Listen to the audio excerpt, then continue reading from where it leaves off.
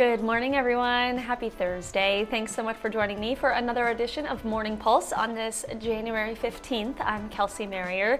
We have three local headlines to bring you for Southeast Minnesota, Northern Iowa, or all of Minnesota, or all of Iowa as a whole, kind of coverage across the state that is impacting us right here in our communities. And then I'll also touch on the weather briefly at the very end so that you know what to expect as you head out the door today. Of course, our top story, in case you missed it or in case you're just waking up and hearing the news of the day, we are following yet another ICE-involved shooting in Minneapolis. So we are going to take you to that scene where, as we know, this is 1 week after the deadly ICE-involved shooting in Minnesota's largest city of Minneapolis. Well, now another shooting involving federal law enforcement is reported in Minneapolis. So some of this information coming from the Associated Press, some of it coming from state law enforcement for Minnesota, as well as the Department of Homeland Security. So a federal agent apparently shot a man in the leg following an altercation. This all kind of unfolded around 7 o'clock last night.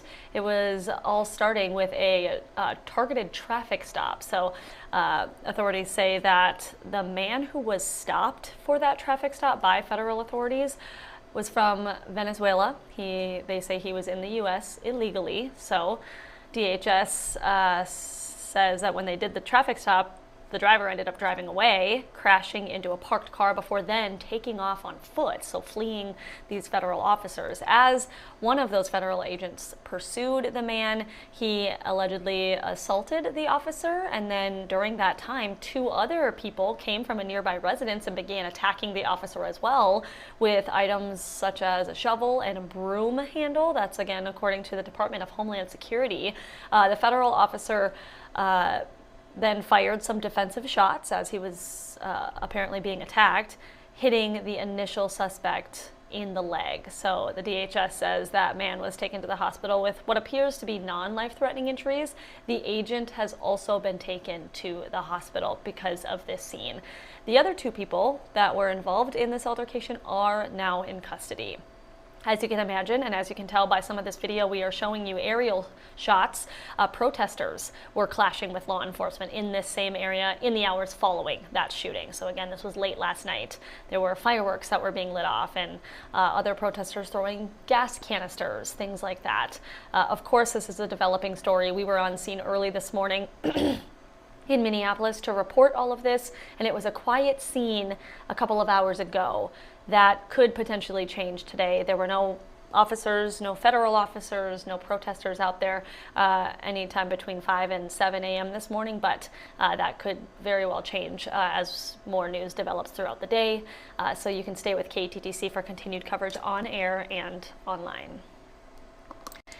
Next up, another kind of developing story we're following. Articles of impeachment have been filed against Minnesota Governor Tim Walz. A House resolution was filed by Republican State Representative Mike Weiner. He is accusing Walz of violating his constitutional oath by engaging in corrupt conduct and failing to faithfully execute state laws. So the resolution contains 4 articles against Walz. We have each of those articles in depth for you to read on our website and on our mobile app.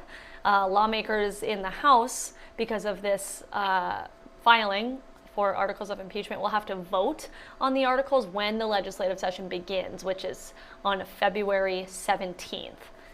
So that's when that will take place. The impeachment, though, would require a majority vote in the House for it to even move forward, and then it would need a 2/3 vote in the Senate to then successfully remove Walz from the governor's office. So that's another story that we're going to be following here, and we'll keep you updated on all of our platforms. Finally, this morning, we are keeping an eye on an investigation that's currently underway now by the fire marshal about how a fire started in a restaurant in Northwest Rochester. There were crews on the scene, obviously, as you see in this video. They came to the scene because a passerby had reported some smoke coming from the John Hardy's barbecue building, the northwest one, the one on West Frontage Road. This was right around 9:30 last night.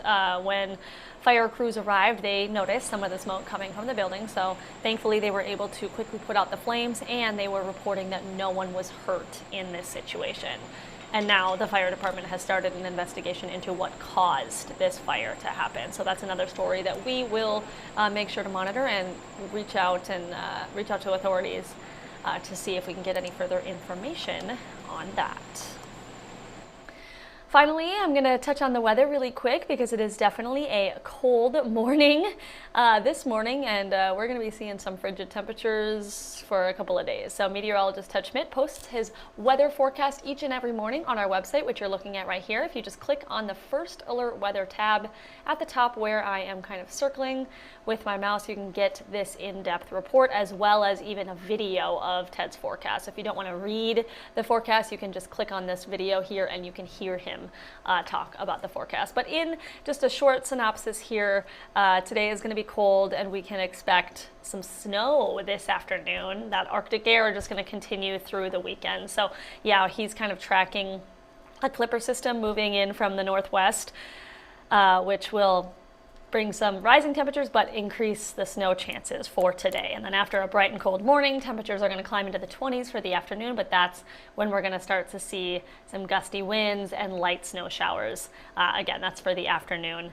With a little bit of an accumulation, less than an inch by sunset today, so keep that in mind right around maybe the evening commute, or if you're going to be traveling during that time, just keep that in mind. You may want a snow brush or for your car, or just a reminder to take it slow if you're going to be driving in any snowy conditions for today.